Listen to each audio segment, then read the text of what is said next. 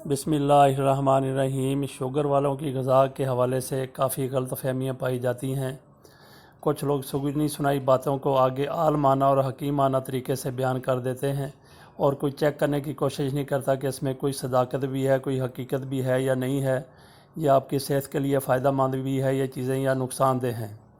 सबसे पहले तो ये कहा जाता है कि शुगर वाले को थोड़े थोड़े वक्फे से खाना खाना चाहिए, कुछ न कुछ चीज़ें खाते रहना चाहिए 2-2 3-3 घंटे के वक्फे से। ये बिल्कुल गलत है। ये उन लोगों के लिए तो दुरुस्त हो सकता है जिनकी शुगर लो होती है, वो तो थोड़े थोड़े वक्फे से खाते रहें। जो हाई शुगर वाले मरीज़ हैं उनके लिए ये ज़हर कातिल है, उनके लिए ये शदीद नुकसानदेह बात है कि आपकी शुगर कंट्रोल होती नहीं, थोड़ी सी नीचे अगर आनी भी है तो आप थोड़ी देर बाद खाना खा लेंगे तो वो मज़ीद बढ़ जाएगी, तो शुगर का लेवल फिर हाई ही रहता है। तो इसके अलावा बहुत से लोग ये कहते हैं जी चने में भी शुगर बहुत कम है, अमरूद में बहुत कम है, जामुनों में बहुत कम है। ये भी सुनी सुनाई बातें हैं, ये मैंने ख़ुद इसको चेक किया है।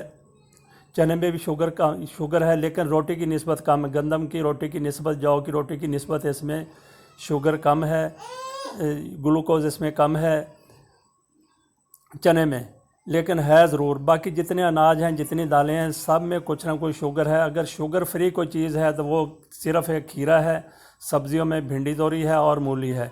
इसके अलावा हर अनाज में जो मैंने चेक किया, हर फ्रूट में शुगर है, किसी में कम है और किसी में ज़्यादा है।